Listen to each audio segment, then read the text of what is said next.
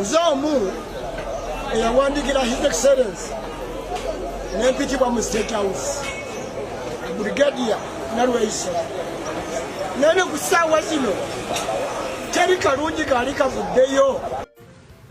Tudde ku bakamanda ab'enjawulo aba Nuupu. Lwaki kugamba Nuupu tulina okulwana tujereezinge kati? So you're going to fight Nuupu? We must. Oh, Rabonu. Abaganda baagera olugero ne bagamba nti ennaku z'omubbi zibeera ana. Kakati ebigenda mu maaso munda mu ggwanga Uganda byongedde okweraliikiriza bannansi munda mu ggwanga Uganda ku mitendera egy'enjawulo. Beppo n'abo abantu abali concerned n'eggwanga Uganda okwetolola amawanga amalala gonna ku Africa ne Bulaaya yonna. Wenjogerera bino ng'aliwo international lawyer omulala avuddeyo butereevu n'awandiika omukuku gw'ebbaluwa guno ng'agwolekeza General Museveni mu State House Entebbe. Kakati nno minisita wa Mwami Museveni akulisi bali omu nsi mukwano gwange mpuliriza ono agudde ku kyokya olunaku olwaleero. Jjukira nti eggulo yavuddeyo n'ayanukula President wa America Joe Biden kw'ossa ne munnamateeka oli gwe nannyonnyolako amanyiddwa nga Mr. Rich. Kakati ono ng'abalumiriza okweyingiza mu nsonga ezitabakwatako ez'eggwanga Uganda. Jjukira nti bano basenators babaga ekiwandiiko nnamutayika nga balaga obwaliwo obutali bumativu mu kalulu akaaliwo mu nnaku z'omwezi 15 January 2026 mu ggwanga Uganda bukaali akataali ka mazima na bwenkanya. Kakati nno bino nga bigenda mu maaso olunaku olw'eggulo President Kyagulanyi Ssentamu Robert Kyagulanyi Ssentamu yategeezezza nti abasajja bano wadde bongera okulumiriza nti tebalina kye bamwetaaza, kakati nno bagenze e Busaabala era bano ne babuuza ba staff oba abaddeyokko. Bagezezzaako n'okuba compromisinga katugambe okubawa ssente oba enguzi bw'abanga alabiseeyo olwo babeere nga babategeeza. Era yagambye nti wabaddewo ne drone eyabadde etambulatambula awo ekiro nga bakuliminozi bano tebanabakwera nga bagenda e Busaabala. Kakati nno bino byategeezeddwa Mwami Kyagulanyi ku mukutu gwe omutimbagano olunaku lwa kawungezi ak'eggulo. Kakati bino nga bigenda maaso nja kusaba video soko jimpere like kubanga mawulire mangi ge twolekedde onaku olwa nti okuva Mwami Kyagulanyi Ssentamu Robert lwe yayingira mu byobufuzi by'eggwanga Uganda ono yaleeta essuula empya. Era wano tuze tulaba ebintu bye tutaasuubira kubeera nga tulaba naddala mu basajja abo abaalingawo abaatugambanga nti balinga balwanirira munnansi. Olunaku olw'eggulo omusajja amanyikiddwa nga Mubaraka Munyagwa ono y'omu ku baali beesimbyewo ku bukulembeze bw'eggwanga Uganda, wabula ng'ono y'omu ate ku baasiba ekkira. Kaakati nno era ono tavangayo kuwakanya obuwanguzi bwa Mwami Museveni, wabula ono ayongera okulumiriza mbu aba Nuupu bagamba nti bababba. Kakati nno yavuddeyo gye buvuddeko anaategeeza nti Mwami Kyagulanyi bagenda kutandika okubeera nga bamulwanyisa lwatu. Jjukira nti bano babadde bamulwanyisa mu nkukutu naye nga amawulire gaafuluma dda nti bano bonna ba agenti ba states era n'okubeera nga bakola ebibiina bino Mwami Museveni yabibakolera. Mujjukira Honorable Ssekabira bwe yali ku TVM ng'alina omusajja ono Mubaraka Munyagwa n'avaayo n'ategeeza ensi nti buno bwonna obubiinabiina obwali bugenze maaso n'okumerukawo nga tugenda mu kalulu bwali buteekeddwawo Mwami Museveni. Era kino Mubaraka Munyagwa kyamumala enviri ku mutwe bw'atyo yeekyanga kumpi kujula kufuluma studio abeere ng'afuluma aleke Honorable Ssekabira ng'ali mu studio ne pulezenta. Kakati nno olunaku olwaleero nakugamba nti ennaku z'omubbi zibeera ana. Kakati nno batandise okubeera nga beeyiwa embugo mu manda ng'omusajja ono Mubaraka Munyagwa yavuddeyo butereevu nnyo ku TVM n'ategeeza ensi nga bwe basazeewo okugula olutalo ku kulwanyisa Mwami Kyagulanyi, era bano basazeewo okugula olutalo ku kulwanyisa NUP nga ekibiina. Jjukira nti ne gavumenti yavuddeyo n'etegeeza nti ekibiina kya NUP kijjuddemu abayeekera. Kakati nno njagala nsooke nkuzize ku bigambo by'omusajja ono ebyatowonyisizza byonna mu kifo ky'okulwanyisa Mwami Museveni n'asala okulwanyisa Mwami Kyagulanyi ng'ate bagamba bano bajja kujjako Mwami Museveni. Tudde ku bakamanda ab'enjawulo aba Nuupu. Lwaki kugamba Nuupu tulina okulwana tujereezinge kati? So you're going to fight Nuupu? We must. Rabonu. So you're going to fight Nuupu? Why should you? Mu ntalo ne ziba za mundu. Kasita obeerawo. Listen. These are supposed to be your colleagues on the opposition. In each and every struggle, obstruction can never be tolerated. Bw'oba okuba omulabe nga waliwo abafuula abamukuba naye nga they are just obstructing. Wasoma kuba n'abayeekera ba President Museveni bwe baga akayira twamubbako k'emmundu nga tumanyi bwazitwala agenda zikozesa bubi. Kikkirizibwa mu struggle. Omuntu ng'ako-obstructing ne wabawuwo. Ne wabawuwo omukuba. Amaanyi ngo. I'm telling you this. Amaanyi gongera okuteeka mu kulwanyisa mu. Ate beetaaga amaanyi. We must tell them step aside, give way. Clear the way. Muveyo. Kankulagira kamanda. Ombuli obaffe wabirabako mulembe gwaffe. General Tamaguzi Semakula Nakaseke. Honorable Tamaguzi. Decorated general wo commanding olutalo officer wa omusirikale sem. Bambi akolte Listen, don't say Bambi. Amuze njogera wanzu wakyazizanze. Ne kungunze sagala kukundeeta wano kumbulya byakwogera. Continue. Twali mu kalunga Kasembede yagamba President Museveni bwakwata mu kalulu kaffe n'akabba tumutandikirawo. Yes, I have him on record. Tumutandikirawo. Akalulu ne kabbibwanga bo bakola ki? Bagamba.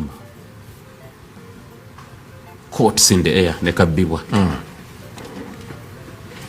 Bwe bakabbye nga nakakagamba nti kabbidwa wamwideko ng'akaba nti akalulu kafa ku bwa president kalazeewa. Rutamaguze. Kakati nno bino nga bigenda mu maaso byonna ekyova olaba nga babaka bangi aba NUP abasobola okubeera nga bawangula akalulu kaabwe naye nga mazima n'obwenkanya bino byabula era okusinziira ku bigenda mu maaso nga bangi balemesebwa okubeera nga balangirirwa olw'amaanyi g'emmundu olw'amaanyi ga ssente olw'amaanyi ga gavumenti nga kino kitegeeza nti bannansi tebasobola kwerondera abantu abo be baali baagala babaweereze wabula basobola okubeera nga baweebwa abantu abo gavumenti bye yasalawo okubeera nga mbu yo esalawo be baba bagenda nayo mu parliament. Jjukira nti kyebuvuddeko akalulu ka 2021 wano bannansi baalaga obukaawu n'obutali bumativu n'obunyiivu eri ekibiina ekigenda mu maaso n'okulembera eggwanga Uganda kyekikulirwa General Kaguta Museveni bahabulwa ekya NRM. Bano naddala mu Buganda baasuula ababaka bangi nnyo okwali ne baministers ab'enjawulo muno nga mwalimu ne vice president sekandi okubeera nga babasuula ne balonda abantu abalala abali ku opposition bagende babaweereze mu lukiiko olukulu olw'eggwanga olwa parliament. Wabula kakati nno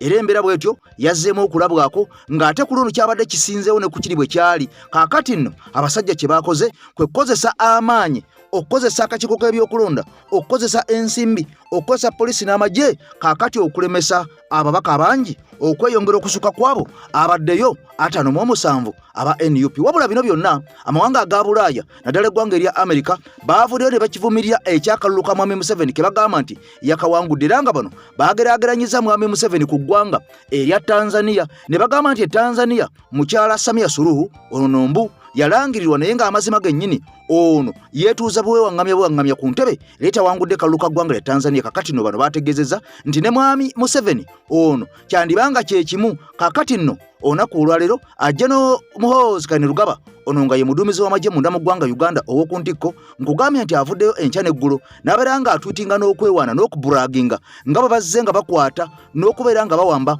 abasupporters abayikudde oluvuganya gavumenti. Era ono okusinziira ku bigambo by'omukyala Miriam Matembe General Muhoozi yavaayo mbu n'ategeeza nti abo bonna abanaagaana okuwagira regimu ya Mwami Museveni abanaagaana okuwagira gavumenti ya Mwami Museveni ono wakubakolako ng'obuyinza bwe bulagira oba kufa baffe naye nga mwenna mulina okuwagira regimu eno ba gavumenti eya Mwami Museveni. Wabula nga saagala weerabire nti atera mu mbeera y'emu ebibiina byateekebwaho eby'obufuzi ebingi nga buli munnayuganda wa ddembe okweyagalira mu kibiina ky'ayagala. Kakati nno okunyigiriza kwatandise dda amaanyi g'emmundu amaanyi ga ssente. Miriam Matembe yogera bw'ati era I professor mutabani wa president ng'atumaliriza alaga nti gye tulaga abatali bamativu baba batagenda kuwagira NRM bakuttibwa bakufiira mu makomera.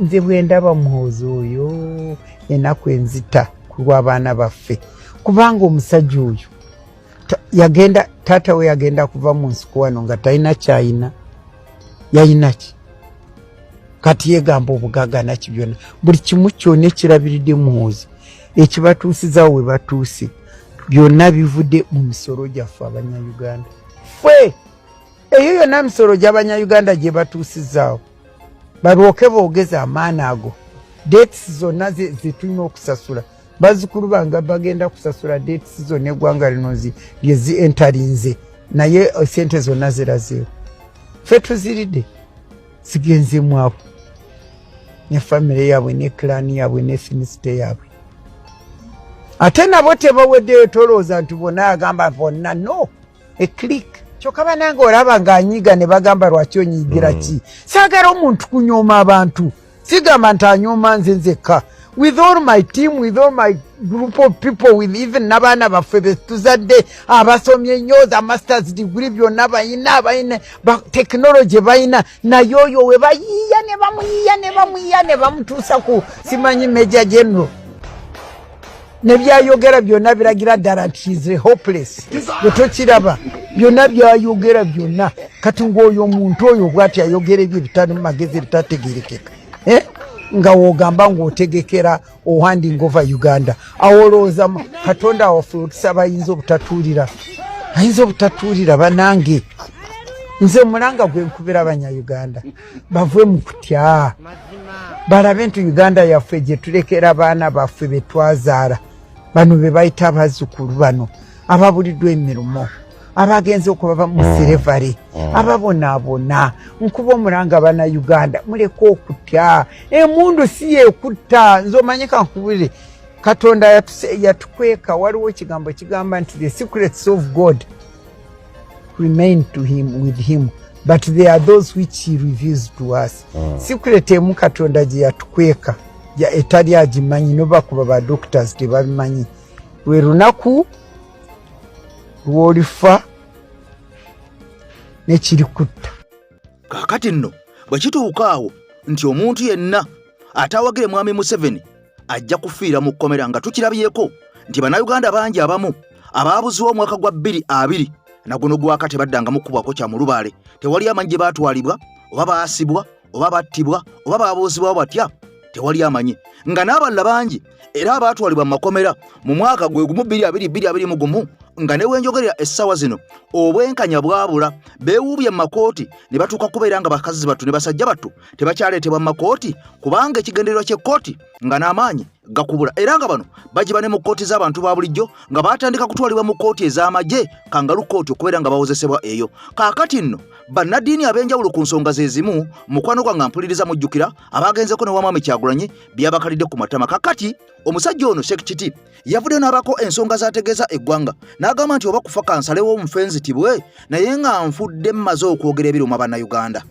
waliwo jjeno Isoke kalango kwe kali ku TV ez'enjawulo n'ennamba sebo kw'okubamba bw'olabye omuli w'enguzi nze wawansinze mba nnoonya omuli w'enguzi ng'ate mmwe mugirya mmwe mwekolemu omuli muve ku nguzi otherwise sereze mutumansizaamu simanyi tukole sako tebiyina makulu paka nga mmwe bennyini ge mwasaawo ng'amateeka gakoze ku mmwe etteeka buli lwe likola mu bantu litereeza obulamu bw'abantu abasigadde n'okulabula buli yenna abadde asuubira okulya enguzi buli yenna abadde asuubira gavumenti erina omukono munene okukendeeza obwenzi n'obutabuze n'obulyake ne buli kitongole kifumbekeddemu ababbi buli minisitule efumbekeddemu ababbi saagala kuyingirira byabufuzi yadde ate tosobola biŋŋaana kuba nange ndi munnayuganda saagala biyingirira byogerako obaolyawo naye fenna bitukwatirako wamu nga bannayuganda twegambeko bwe tunaatereza lembeera gyegitereza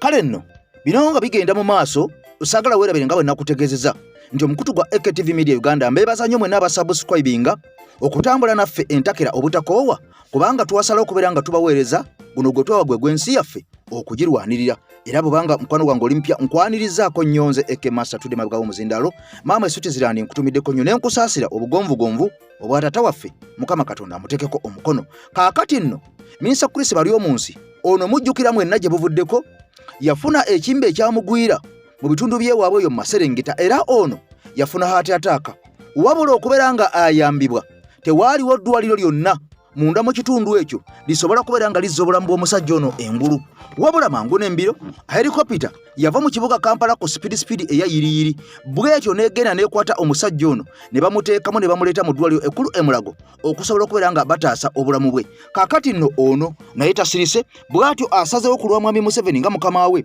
aze nga amukolera yiye byalaba nti birungi naye nga bannayuganda bangi bafumbekedde bali mu mbeera embi etagambikako obwavu obukenuzi obulabbayi beppo n'ebyo bibagamba ebigenda mu maaso ddala mu kalulu akawedde ebitaatambula bulungi nga bannansi bangi bavuddeyo bakabatwawa nga entulege kaakati minisita ono Chris Baryomunsi yavuddeyo n'ategeeza eggwanga erya Amerika era ono yayimiridde bulungi nnyo nga bw'omulaba mu lukiiko lwa bannamawulire n'ategeeza eggwanga erya Amerika nti babawooninga ne sekuwooninga okulabula ne sekulabula yenna bave mu kweyingiza mu nsonga z'eggwanga Uganda oba oliawo basigale mu nsonga zaabwe ez'eggwanga erya Amerika. Minisita Chris Baryomunsi ayongera okulumiriza nti omukulu aseneti yavuddeyo n'ategeeza munnamateeka eyavuddeyo n'ategeeza ensonga nti akalulu k'eggwanga Uganda tekaali ka mazima na bwenkanya, ebyo tebimukwatako tebimukwatirako ddala, abyerabirire ddala nga embwa bwe yeerabira enseko. Chris ayongera okutegeeza nti omusajja ono munnamateeka w'eggwanga erya Amerika gwe nakutegeezezzaako nga tutandika mbu yavaayo n'alumiriza eggwanga erya Uganda nti obuwanguzi mwami Museveni bwe yatuukako bufaanaganira ddala n'obuwanguzi obwo obwa Samia Suluhu munda mu ggwanga erya Tanzania bwe yatuukako, wabula nga balumiriza nti obuwanguzi buno bwali bwa mancoolo era bano beewaŋŋamya ku bannayuganda tebabatuuseeko kubeera nga babakulemberamu mazima na bwenkanya nti bannansi be babeeyagalidde, wabula nti mwami Museveni ko n'omusajja Samia Suluhu beewaŋŋamya ne beekakatika ku bannansi nga bakozesa amaanyi ag'emmundu, nga bakozesa military, nga bakozesa poliisi, bepo n'ebitongole ebirala byonna ebikuumaddembe mu mawanga gano. Kati Chris Baryomunsi olunaku olwajjo yavuddeyo butereevu nnyo n'abeera ng'aweereza strong warning ne message enkambwe eri eggwanga erya Amerika n'okubategeeza obutaddamu kuteeka nnyindo zaabwe wezisana okubeera nga zigenda. Era mu ngeri y'emu bw'atyo General Muhoozi Kainerugaba yategeeza eggwanga erya Amerika nti kasita bageza ne bamuteekako ennatti yonna oba ne bagyongera okussa nnatti yonna ku muntu omunene munda mu ggwanga Uganda, yalayidde n'agamba nabo bagenda kuteeka nnatti ku bannansi bonna ab'eggwanga erya Amerika nga tebagenda kuddamu kulinya kigere kyabwe mu ggwanga lya Uganda oba baagala oba tebaagala. Jjukira nti Amerika y'emu ku superpower esinga mu nsi yonna, era eno ebeereddewo nnyo Uganda mu bintu eby'enjawulo okugiwa obuyambi mu by'ekijaasi, obuyambi mu ssente enkalu, obuyambi mu by'obujjanjabi, bepo n'okubeera nga babawa obuyambi mu bya spies oba obukesi okwetolola ensi eno. Kakati nno Chris Baryomunsi avuddeyo mu bigambo bye n'ategeeza nti Amerika esobole okubeera nga emanyawo weyina okubeera nga ekoma ereme kubeera nga ebuuka n'okusala red line, era nga ne mu ngeri ye mwami Museveni yavaayo n'ategeeza gye buvuddeko nti Bamerika bano balungi nnyo mu bbanga, balungi nnyo ku mazzi, naye ke kali bateyandala ne ke beetantala sitaani n'abakema ne bamulumba ku mukono eyabalula eri beesiridde. Kati Chris Baryomunsi ebigambo bye bye bino. Amateeka we Amerika eya gavumenti egy'okulonda mu Uganda ebadde lya mazima nti Uganda bawadde President Museveni etaama ey'omusanvu nti tulinga Tanzania ng'otuba akalulu, nembuuza nti bimukwatako ki, yayogera ng'ani, ye yali mu Uganda yali observer, ye agenda kweweeza obuyinza bw'okusaliramu abannayuganda kubanga ne Amerika balonda, ate Amerika teri mugulu, nabo waliwo ebigenda bubi mu bululu obwa Amerika tubimanyi, naye ebyo tebitukwatako kubanga Abamerika baba balonda abakulembeze ba Amerika. Naffe wano mu Uganda tweweereza omukisa ne tugoberera constitution yaffe okulonda abakulembeze, ng'oba Abannayuganda basazeemu kulonda omunywi anywa mwenge, eyo ebeera decision y'Abannayuganda si y'Abamerika kutusaliramu nti ono yagenda kubeera pulezidenti wammwe, ono yagenda kubeera MP wammwe. So simanyi lwaki kimuluma, yandikoze ku bizibu lyabwe ab'Amerika n'atuleka naffe nga Bannayuganda. Democracy yaffe eyinza kuba etali 100% perfect like anywhere else in the world, naye Abannayuganda balina obusobozi okwerondera abakulembeze be baagala, ate ekyo kye tukoze. Mu ngeri y'emu waliwo concerned citizen eyawandiisa ekiwandiiko kino, njagala ampuliriza onneegatteko tukiyitemu mpola mpola nga tukitunuulira ku ebyo bigenda mu maaso ku kubula kwa mwami Kyagulanyi nga bw'alabika bepo n'amagye okubeera nga gaasalako amaka ge ne batuuka okubeera nga baaza enju n'okutuusa ebikolwa oba oliawo eby'ekitujju ku mukyala we Babi Itungo Kyagulanyi. Omusajja ono yagambye nti good evening, yagambye nti bro, good evening, I am sorry to come into your inbox, nti muganda wange akawungeeza akalungi ononsonyiwa okujja mu kabokisiko, but just get to know that according to my understanding, all of these operations of the searching Bobi Wine around his home, they have something that they may be planning to plant anything around. Ono ng'agamba nti okusachinga kuno kwonna okugenda maaso mu maka ga Mwami Kyagulanyi Bepone compound byandiviiramu okubeera nga abasajja bano balina kye bapulaninga okuteeka mu makage oba okupulantinga mu makage. Kakati no tweyongereyo maaso. Ono ng'ategeeza nti according to the codes, okusinzira ku codes and what is going on n'ebigenda mu maaso. Last week I saw a letter says they want to close NUP party. They are calling it Mbu Bayekera. Kakati ono ng'agamba nti wiki ewedde waliwo ebbaluwa gye yalabako era nga bano bongera okulumiriza nti NUP bagenda kugiggala kubanga kyandibanga kibiina kyabayekera. Before that they arrested Kivumbi and now they arrest the guy now they are calling him NUP foot soldier who were saying Mbu they kill NRM people and I don't know what shows that the guy is from NUP. Kakati ono ayongerako kukatiriza n'ategeeza nti nga bakagamba nti ekibiina kya NUP kyabayekera. Alhaji Honorable Muwanga Kivumbi, Deputy President owa National Unity Platform era nga ye MP owa Butambala, yakwatibwa. Ng'oggyeko okukwatibwa kwa MP ono ow'e Butambala, waliwo omusajja omulala eyakwatiddwa. Bano nga bagamba mbono futu soja mulamba awedde emirimu era mbu yabadde alina ebyambalo bya NUP nga atta abantu ba NRM. Ekibuuzo we kijira kiki ekiraga nti omuntu ono yabadde wa NUP kubanga bano bamanyako ku kibe kya NUP ne babeeranga batwala ebyasangibwayo byonna omwali ne ovolo ez'enjawulo watyanga be bamusplantinzeewo natta abantu ba NRM ate ne bagamba bamuwalize nti wa NUP. Watya nga ono yasindikiddwa ne bamulagira akozese ebigambo ebyo nti wa NUP naye abadde atta aba NRM. Kakati nno nayongerayo maaso n'ategeeza nti so don't be surprised to tell you that they found guns at Bobby's place and those are the same guns that killed people at Kivumbi's place.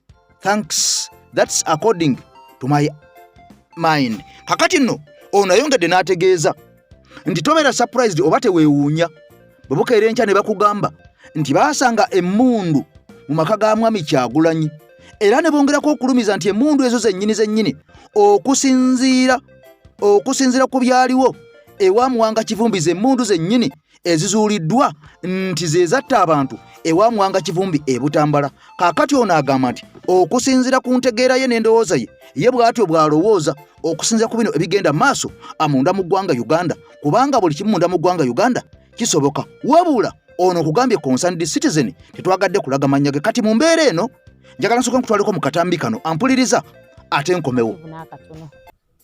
Kubanga okusooka kwa byonna abantu bange bandaga omukwano, abantu bannonda ebyalo 11 ze polling stations 84 mwattu ekyewuunyisa n'enziwangula zonna nafuna obululu 38 plus. Eyanzirira yali mukyala nga bamuyita Asimwe Morin Mugenyi nafuna obululu 8 plus some points. Owokusatu baali bamuyita Lumala Florence Nasuuna yafuna obululu 6 plus points obone bwe siboogera.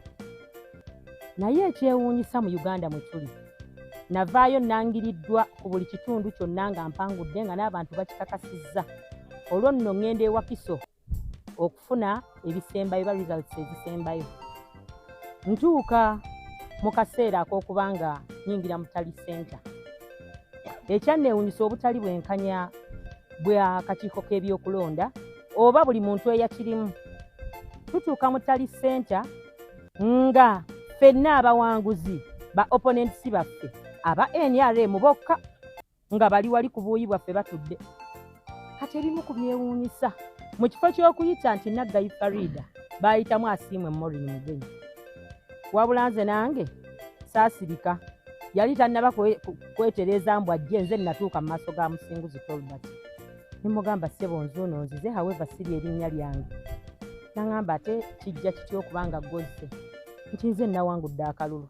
mu ddakiika ng'emu n'oli naye n'ayingira ng'awulira n'okuswala naye n'ayimirirawo wabula nze kye nakola ne mbigaana era kyemmanyi abantu bandaba ne ŋŋamba sisobola kukkiriza kubonero bwe nafunye jara forms zange ziizino ekyewuunyisa omukyala yayogera ekigambo ekyanneewuunyisa nagamba let me present mine naye apresenting ezize yagamba RDC azirina ne ŋŋamba RDC alina okujja ne jara forms zo kijja kitya ne ŋŋamba ssebo Mr. Musinguzi kyenkusaba obukakafu weebuli bino mmwe mwabitusindikira tutebolinge buli omu alage n'atugoba yatugamba musooke mugende ebweru nga mpitiridde okulaga amazima gaakyo ne tugenda ebweru omukyala kyamuluma nnyo n'akola ekikolwa ekikyannuma paka kindi ku bujjanjabi tuba tufuluma bwe tuti omukyala asiimwe Maureen Mugenyi n'ansindika nga sitegedde olwo alaba nti ninga amuggisaamu omugaati gwe yali ali mu kupanga ne mu kuyiiya era nnyina obuvune wano omugongo gwonna gunnuma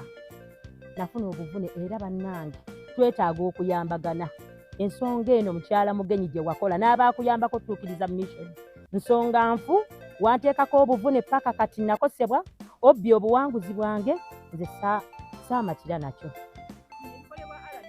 Yes, mukutu gwa AKTV Media Uganda nkwebaza nnyo atambula naffe n'okubeera ng'oyongedde okusupurizinga abantu abalala bonna nti wano tubeerawo muganda nkakeeto tetuvaawo kubeera ng'ensonga z'eggwanga tuzoogerako kaakati nno omukyalo oyo y'omu ku beesimbawo wabula okusinziira nga bwe nkutegeezeza nti abantu bangi ab'enjawulo njagadde mukuwa ebigambo bye ng'ayogera n'okulaga engeri gye yanyakkuluwaako obuwanguzi bwe n'atuuka n'okubeera nga yafuna obuvune mu ngeri y'okubeera nti akusinga akubya gw'okutte mukazi watuna kakati anyiga biwundu nga n'akalulu ke yali awangudde okusinziira ku ye nga bw'ategeezezza tebaasobola kubeera nga bamulangirira baalangiriramu oli omulala owa NRM wabula bino nga bigenda mu maaso waliwo akatambi ke njagala tubeere nga tukwasaganya ffembi mpolampola waliwo omukyala oyo mweru bwe ŋŋamba nti mweru kitegeeza abamuzungu era nga kigambwa nti ono munnansi wa ggwanga lya Amerika wabula okusinza ku bigenda mu maaso ebituukawo ku bannayuganda eby'enjawulo waliwo embeera eraga nti munda mu ggwanga erya Amerika basabye bannansi ba ggwanga Uganda abawangalye munda mu ggwanga erya Amerika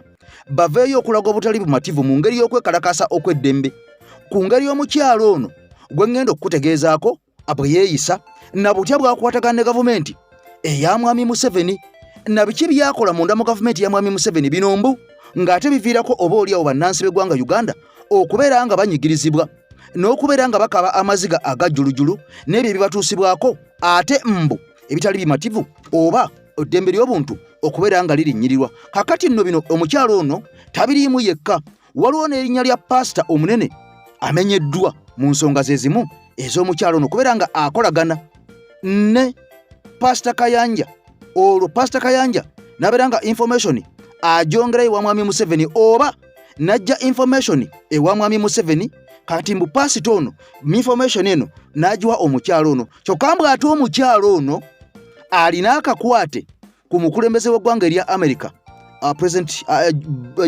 Trump ampuliriza Donald kakati nno njagala butereevu tusooka tukkirira mu nsonga zino kubanga nazo twaziwulire ne tuziraba ne tugamba nti ate tujja kuzituulako kubanga eno ensi yaffe ayagala okubeera nga awangula tassa mukono era nga mukwano gwange lubaala embeera bw'otyo obeera ofunya n'enjala kakati no butereevu sooka oli eby'omukyalo ono omweru ate eyingiza mu nsonga za Uganda tukomewo. Abali mu America ku Washington DC ngenda kubasaba mu stadium the biggest massive protest against omukazi gwe bayita Paula White. Omukazi oyo Paula White omukazi oyo spiritual father wa Donald Trump. Paula White gwe bayitiramu through Pastor Kayanja ogenda okukonveyinga messages ewa Donald Trump obutakkakira Uganda. Damu statement y'abantu bajule bulungi nnyo. Damu statement yo jule bulungi nnyo. Nsaba abannayuganda abali mu Washington DC okustaginga a massive protest kulumba omukyala gwe bayita Paula White. Paula White musobola okungugulira ku mukyala muzungu ali around 50 something years. Omukyala oyo Museveni ayitira mu Pastor Kayanja okuva ku mukyala oyo n'okukonveyinga message okutuuka Pastor Donald Trump. Omukyala oyo wangi abulira naye spiritual father of State House Donald Trump yamusabisa yasabisa nti bamukozesa okugenda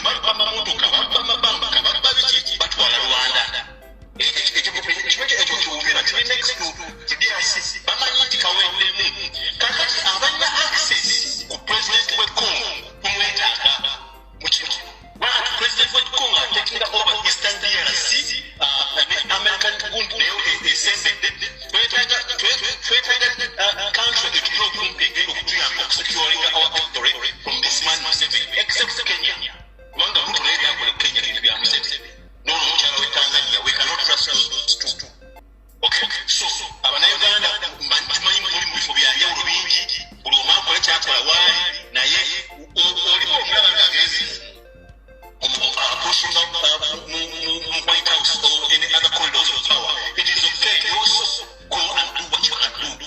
Don't politics options that all child will get need that. Nayenga kuchimanya Congo tukietaga as a strategic partner okusobola okubirira Uganda. Wanga Congo nzungu wa Kagame ne Museveni ebabye abakola babiri bemukode Kagame domita stick man abira mubimanyi story y'omulutalo yasanga omusawo bakwanga amaaso ga Kagame bamuyitanga Pirato bakwanga amaaso ga Kagame nguwedde oli mufufu ate ono Museveni ekigambo ekimunyumira okumuyita kitumuyita mu kodi yaffe akasajja okuva lwaki tumuyita Museveni wa president omuyite akasajja ojja kulaba bwavaako atanga okukolera ekyakwatagana nga buli kyakwatako kiyutabuyutisi mwakozesako statement eyo n'ajogerako awikirigo kimuli bubi ekigambo ekyo takyagala eddala kimunyimira Museveni olw'omulaba yayise Anita Among into close meeting nga bali kufa olw'omulaba nga alina leader oba state person abamunsindala asizibanda nga bali in a sort of an isolated place in the farm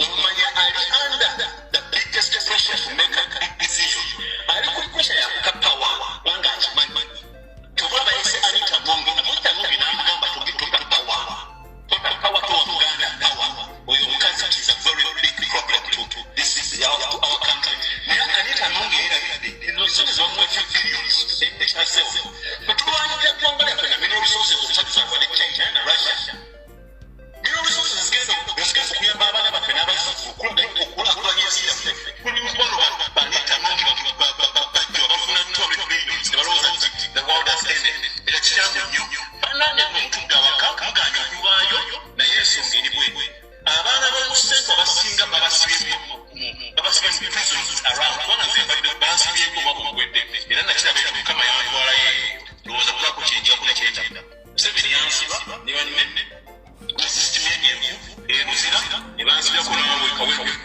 kawe ku police ne ya pass wala ku yobulwa wa electoral commission ne kinyo baga kibwe bakwata abana ne babatwala mu police station abantu badde bayowe usuyo lero following the bakwala mu biometric fingerprint system je bayina egenda okudentinga image yo worldwide bakikola ku baana Baganda selectively abana abanyankole n'abanyarwanda babajja bakola mu biometric system ekyuma kiri kawewe ekyuma kiri regional centers kiri police ekyuma kiri kajansi ne police ne police zetolodde naye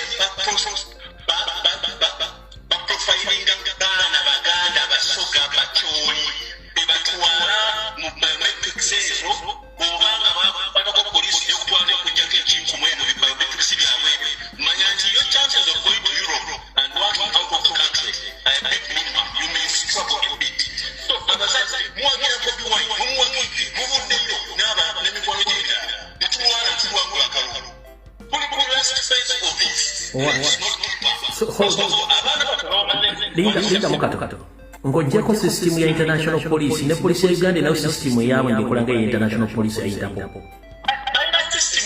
system eyo leka bagiyita kuletinga bwogenda wano kolola olufuna ekimapula kimutwala okufuluma ku mabuwa system eyo ekulaga nti kati gwe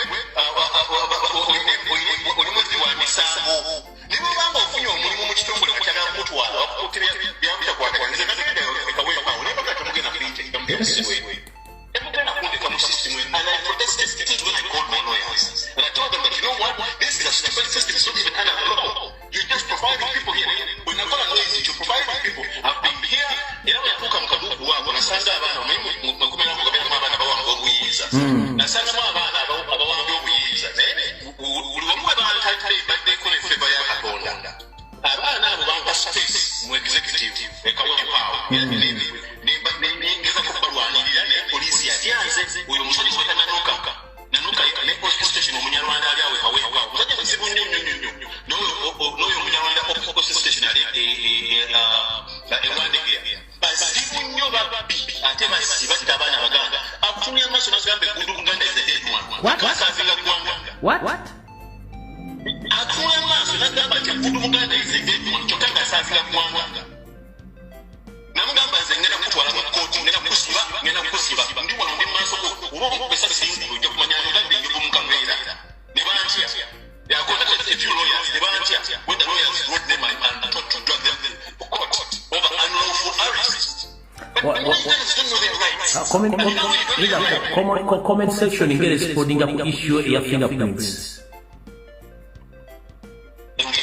Egamba nti bituufu n'ekirala oli bakikola.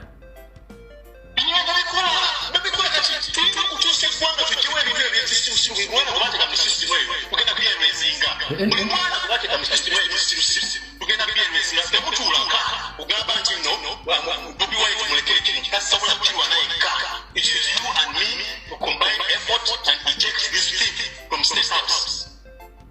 And but first of all, the right strategy and right physical policies to steer our country into greatness. They don't have that. All they can do is to work with Chinese and Indians to run the country. Your company to be a minimum fake, a young offices not a neighbor, Musumesaba, what a school fees, no Sumesaba, no university. Mumanya, 90%. Give you by Rwanda. I move into both public and private sector companies. I know this is happening. No, Nagaba is the same. Tamani Uganda, but he's a division head back. No, Nagama is the same.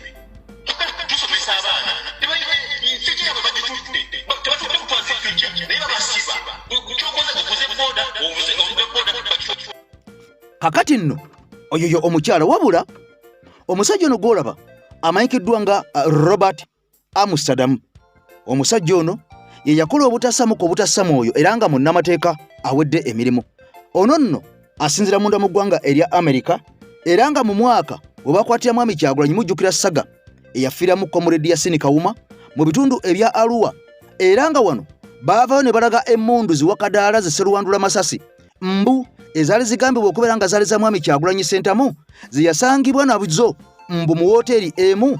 Kaakati olwo mwe yali asuze emmundu zino zaateekebwawo ne balaga n'amasasi amayitirivu ennyo agaali gateekeddwa ku mmeeza nga bagamba nti gano ge yali ayagala okukozesa okukuba n'okutirimbula Mwami Museveni mu bitundu ebya Arua. Era wano waliwo ensasagge nkugambye nti Yasin Kawuma wano we yafiira, naye embeera eno bwe yayongera okubeera nga esajjuka. Jjukira nti omusajja ono Robert Amsterdam ye munnamateeka w'abasajja n'abakazi ab'enjawulo okwetoolola ensi eno, naddala abo abalwanirira obwenkanya mu mawanga ag'enjawulo. Kaakati nno nga mu bano mulimu ne Mwami Kyagulanyi Robert, wabula okusinza ku bigenda maaso ono yavudde n'ata omukuku gw'ebbaluwa era n'asindika warning enkambwe n'ekiwandiiko ng'abyolekeza Mwami Museveni okusinzira ku neeyisa eya General Muhoozi Kainerugaba n'okusinzira ku tweets Mwami Muhoozi zagenda ng'atwitinga ku ebyo ebigenda maaso munda mu ggwanga Uganda, nga bannansi bongera okulajana n'okukabatwawo nga entulege n'okubonaabona n'okwazirana n'abamu n'okubeera nga babuzibwawo n'okuttibwa. Kaakati nga ye ayongera okubalaata, wabula bino nga bigenze maaso byonna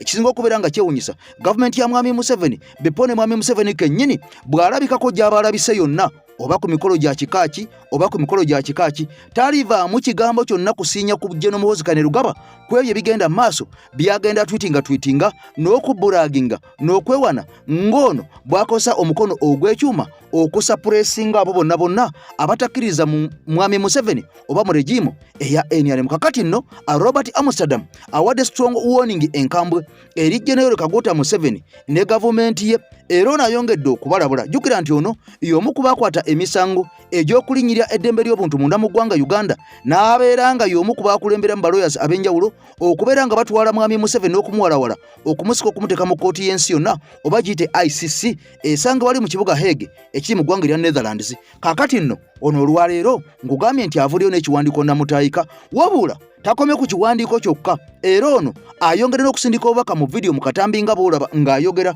era ng'alumiriza ebigenda mu maaso ku Bobi Wine okuliira ku nsiko n'okubeera nga famire ye yalumbibwa abasajja batamanya ngamba bakwata mundu bannamagye ba Mwami Museveni, era nga General Muhoozi yategeeza nti baali basindikiddwa omukulu Mwami Museveni bakwate Bobi Wine, naye nga yayongera n'ategeeza nti bo baali bazze kukwata musajja si mukazi, tebatuusangako bulabe bwonna ku bakyala yadde n'akamu n'akatono, wadde nga bingi byayonoonebwa, enzigi zaatemebwa, zaamenyebwa, amasimu okusinza ku Baby Kyagulanyi gaatwalibwa ne kompyuta n'ebintu eby'enjawulo. Kakati Amsterdam mu mbeera eno avuddeyo n'aluma ejjiiko, kankuwe ku bigambo bye ampuliriza ate naawe byewulirireko. Who is not elected but continues to present himself as president, Museveni, has a son who is taking pride in having murdered many members of the party that President Wine heads, and has extended himself to a large number of threats involving loss of life. As you are aware, I defended Bobby when he was illegally taken in Arua years and years ago, and was with him, was able to free him from torture and get him medical help in the United States. And you know, brave beyond brave is what I can say about this man, who is risking his life for the people of Uganda. And as you know, 70% of the populace is under 17. And there is no question as to who won this last election. Well, but Mr. Amsterdam, some of Bobi Wine's critics say that they were reporting in the international media that he has been arrested by the police or the UPDF, the National Army of Uganda. However, the UPDF and the police came out saying that they have not actually arrested or kidnapped him. And Bobi Wine came out saying that he escaped from his house when, you know, security forces came there, and that his response or his statements are not credible. So why should people believe that his life is in danger, they argue? Your take? Look, let's be really clear. They shot his bodyguard in Arua. They shot the gatekeeper in Kampala. They've admitted to killing many of the members of his party.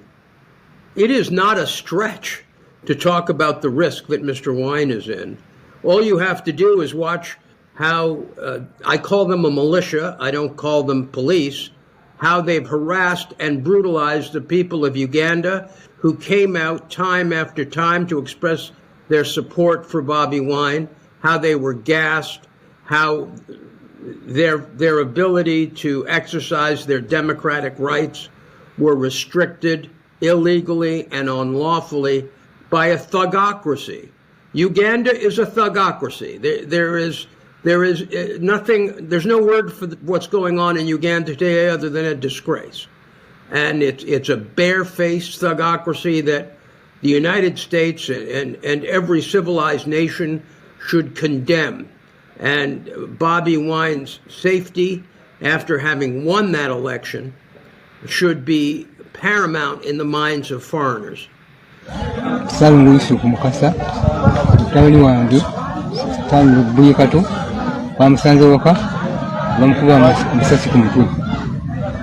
Bamusanze yabadde mu kalakasi nedda twabadde naye waka nga mukola ki? Yabadde nsina mazzi. Kakati bamukubye amasasi olw'amazzi kyekyazeeko. Kakati bwe mmala okusena amazzi nawa wensula wakandamu kamala nali ndeeta amazzi ago ntuuka mu bijaawo empikira nsenga tandika okubuga bwe nalisewo awaka wali wasula kugamba amasasi gatandikira okubuga wesuula ebidomala wansi nenziruka nenowooza tinaye akoze eki tinayadduse kati nenziruka nenkoma mulunka ku lusozi kati bwe gasirise abasajja batambula nga bataami bwe gasirise nenkomawo kati bantu nkomawo ntuuka wano njawo nalisa ebidomola waliwo abakyala baali beekwese mu nju baneiba bajja banga matukatonda